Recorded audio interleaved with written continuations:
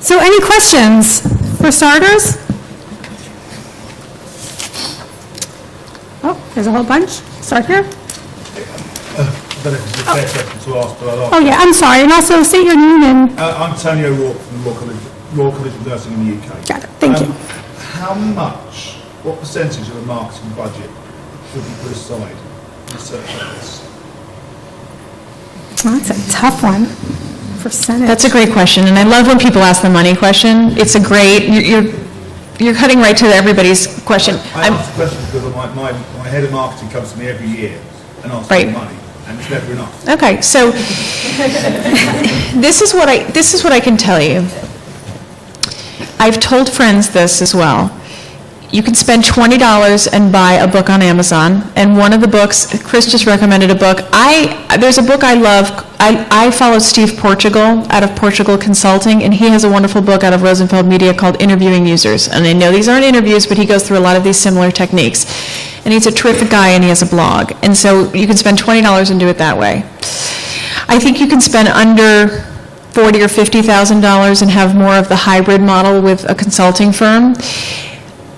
I personally do not recommend that you spend six figures and go outside and have it completely outsourced, because you will have one audience examined, you will have one project paid for, and you will have no one in-house who can do that again. So we went with the hybrid model at EBSCO, and I'm telling you it's going to pay off in spades, because there's so much interest.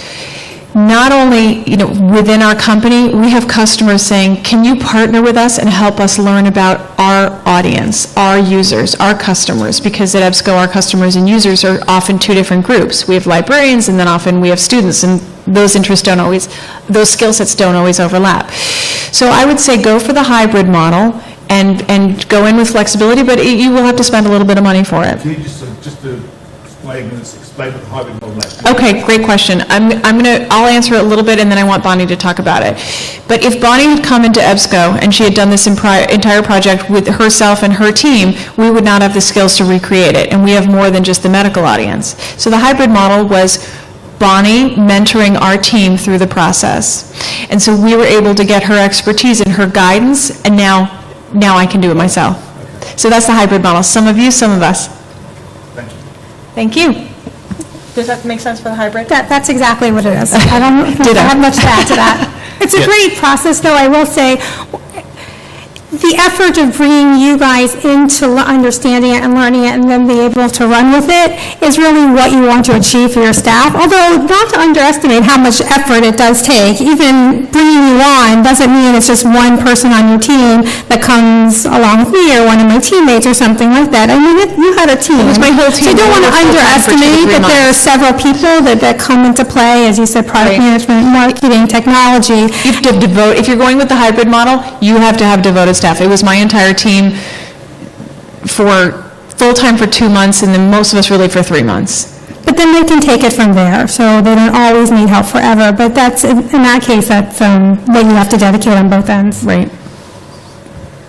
That was my point too, that if you are going to go with the hybrid model, that there are significant internal resources. Don't underestimate that you're taking it. In our case, we took 4 people out of their day jobs probably half the time. So think about getting half productivity from the staff during the duration of the project, but well worth it because you're bringing those skills in-house as well as you're fully absorbing the learning experience. It's very, very different to actually go through the process than to just get a readout from a professional firm. The readout will be fantastic, but it won't be as effective when you bring it inside. So it's not only a financial element, but also I think an effectiveness in my view.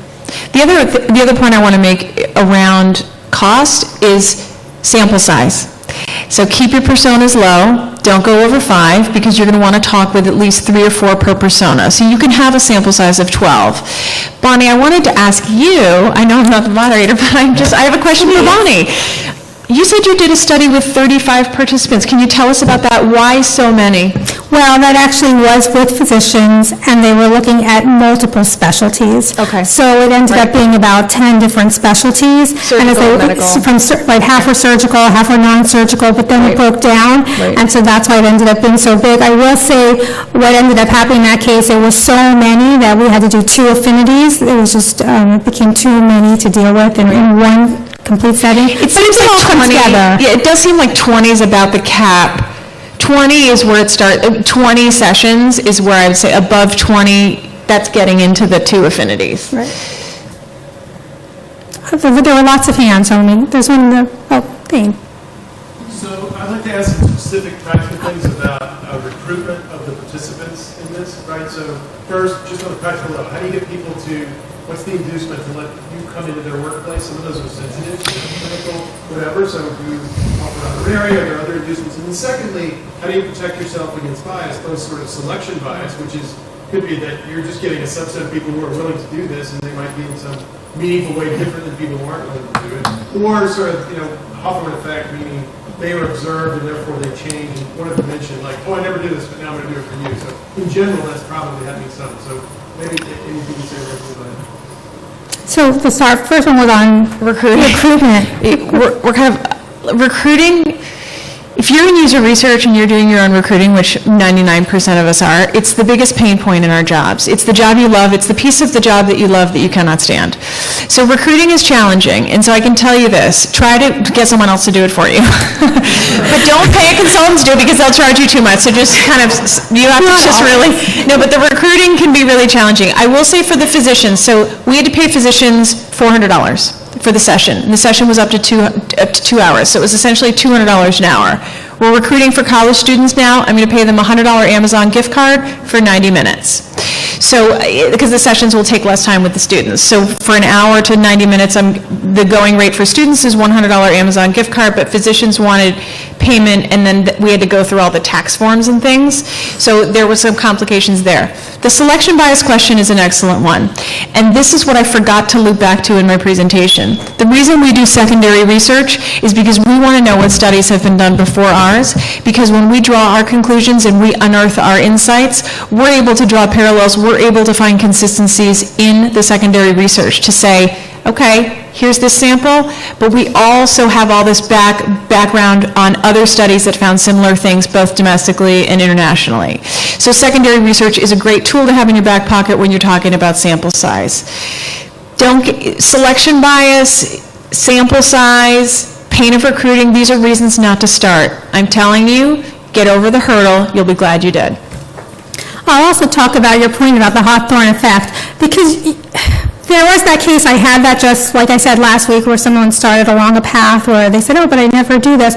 But what we really try to do is make them show you exactly what they do, and you can often prove it. I mean, whether they're in Google and things are already highlighted in purple, you know for a fact they did that, but you ask them to show you things that they just did. You're not asking them to show you things that they did in December and now it's May and they thought they did this and they weren't sure. You want to see what they're actually doing in the moment. There were several doctors that we did, and we did them in the afternoon, and they could show us exactly what they did that morning, and we'd relive those exact cases. We'd be in the EMR system, we'd look at the numbers that they were looking at, and they'd run us through, here's exactly what I did. And it's funny, they'll learn things along the way. They'll go, I went here, I didn't find it, I went here, I didn't find it, here's where I found it.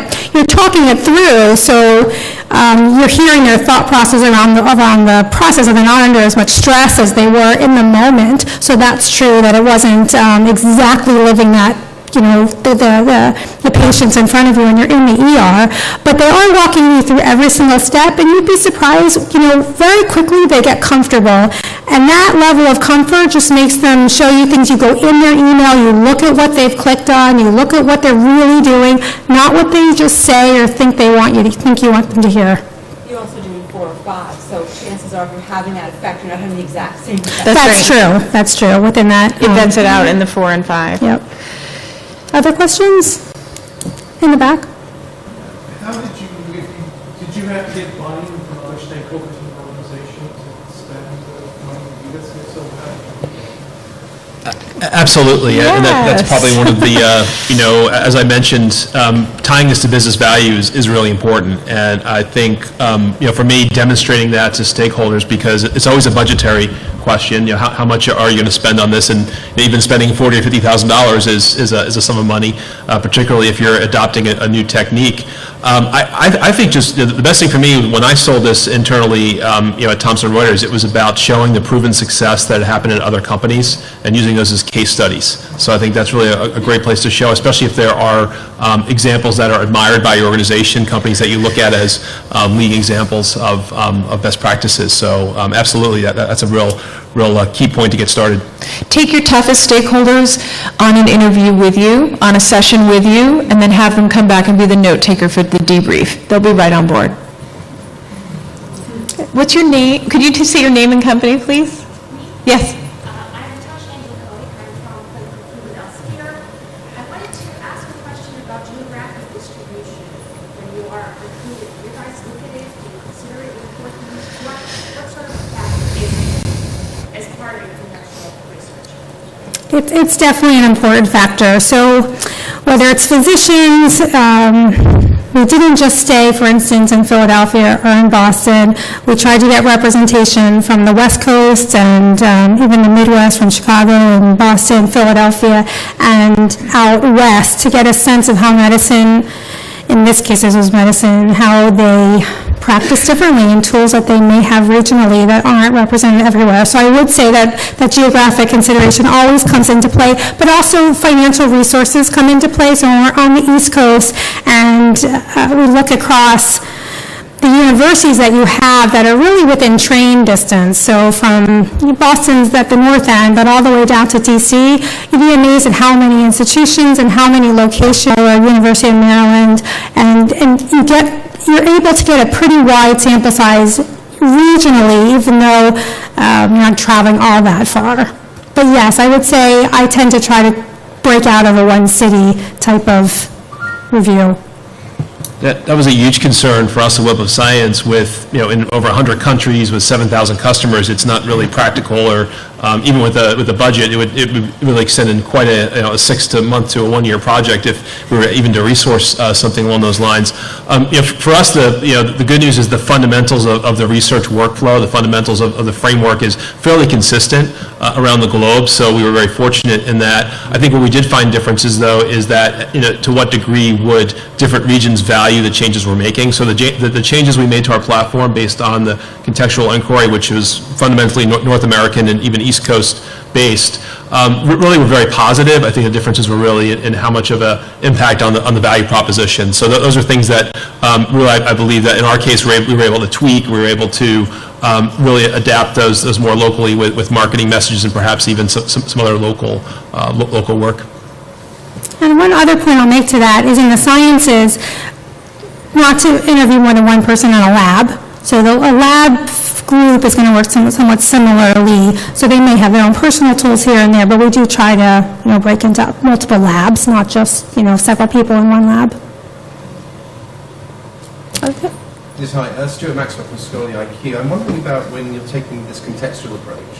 When you come back and looking at the results of that against other, maybe more sort of quantitative data, is there any different approaches you take in that compared to in follow-up, compared to some other research methods? We use a variety of methods at EBSCO, and that's a great question, because one of the things that contextual inquiry, once you experience it as a research method, one of the things that it does is it really causes you to pause and reflect on the research you have done, both prior quantitative and qualitative. And you start to question it, and it has made us think very differently about our both qualitative and quantitative research that we conduct. Let me give you an example. The power of asking people to recreate a task is it's so revealing, and it's significant because when you're usability testing or you're giving people these manufactured scenarios, they're saying what they would do if they were doing that task, which they're never going to be doing. So you realize that once you do the contextual inquiry. So what's interesting is via usertesting.com, one of our techniques now, we recently did a study on images to understand how people think about images. So we didn't ask them to evaluate an interface. We asked the users as part of the script, show us how you would find an image you want to include in a research project or paper.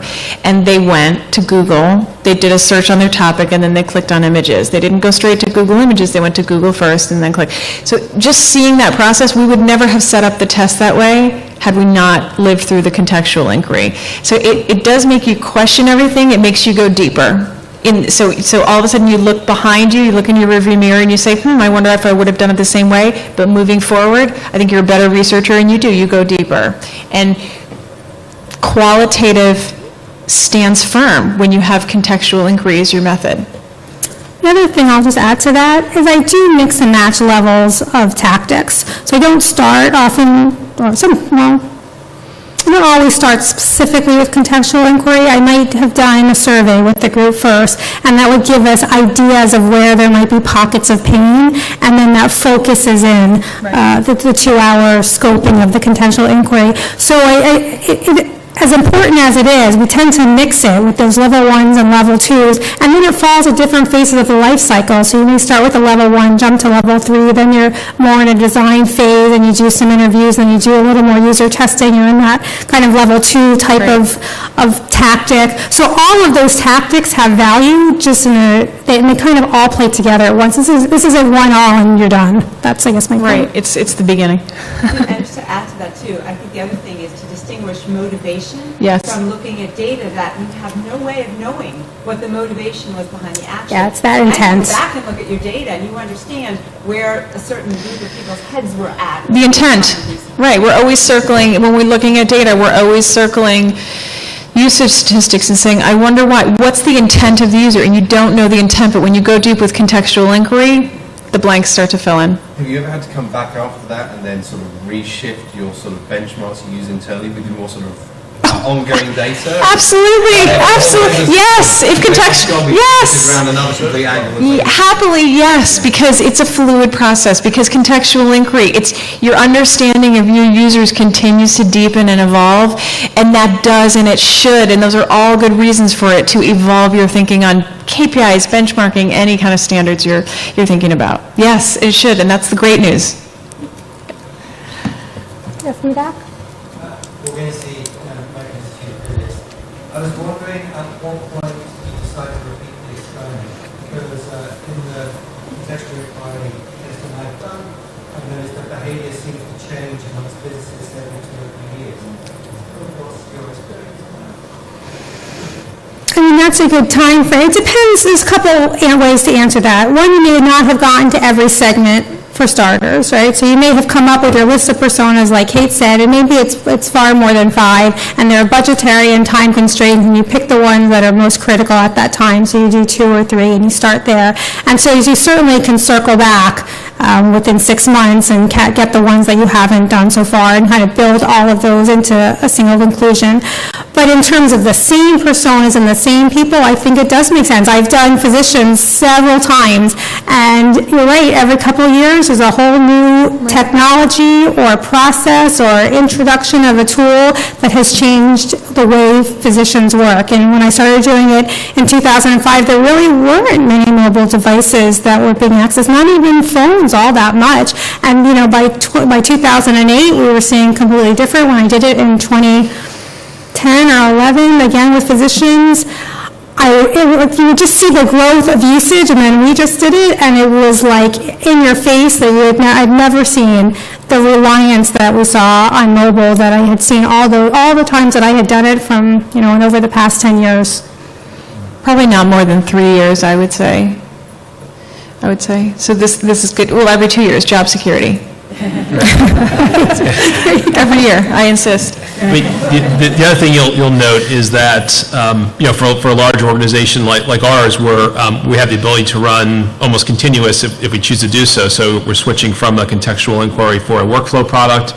Perhaps next year we might shift to one for an information database type product, or we might shift to an analytics type product. And one thing that really, one of the learnings I've taken away from this is that even if you're focusing on one area, one persona, the learning really crosses across, your entire product portfolio. So I think it's to your benefit to continually refresh that. And then I think more than ever, the market's moving quickly now, and particularly if you're in a vertical or a domain that moves quickly, you'll know. Of course, your customers expect you to always adapt. You're always making product decisions. So if you buy into the process, you're going to want to use at least a light contextual inquiry to inform your product decisions. So I'm an advocate of having it more frequently, even if light, even if you're only looking at a handful on a more frequent basis.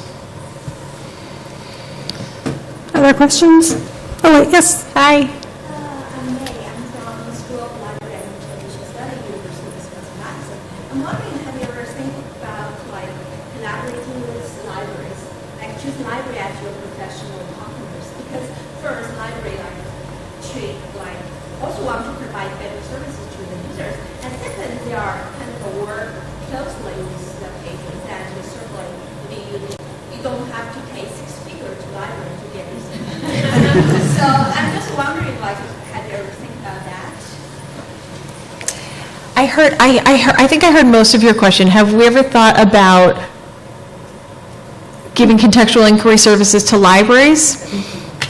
I'm sorry? I think she's talking about being the professional guidance. Right. I can take that one if you want first. So, I didn't hear yeah, so the whole to answer the question, using the librarian community as our, I guess, our source of, and partners for market research, and maybe it wasn't specific to contextual absolutely. inquiry. So, my perspective on that is, of course, librarian is a critical constituent for, the products and services that we provide. So finding the right library partners are important. I think where I've seen that successful, we're in Philadelphia, Thomson Reuters, where we manage Web of Science, so we have great access to universities. We've partnered particularly with Drexel University, where we can get access, actually use the librarians to actually jointly sponsor research, and we can actually have a contextual inquiry that not only serves our needs, but also can serve the librarian need as well. And in fact, not only with the example I showed about bringing the journal information into the Web of Science, that actually first came from a librarian. So while it was validated in the research, the librarian actually gave us that thought of, well, why don't you just bring the journal information right into the user workflow? So yeah, absolutely, I think it's not a replacement for contextual inquiry, but certainly an important partnership that can provide the access. Talk about recruiting, that's a great way to recruit. We actually are kicking off a college and graduate student contextual inquiry, and we're partnering with 2 different of our customers in 2 different libraries at universities. And the librarians, one of the libraries has a user experience librarian, and another one we're partnering with the library director. But for this reason, to be our co-researchers, to be our co-sponsors of the project, to help with recruiting, and to sit in these sessions with us and aid in the discovery and uncover these insights along with us. So great question.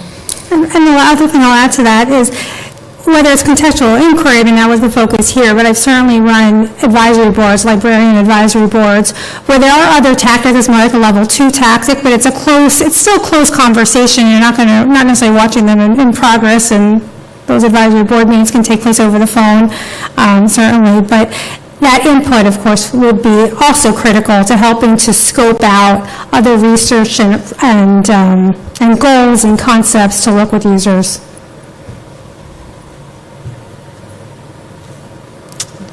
Any final questions? Okay, then we're going. We're done. Thank you very much. I appreciate it.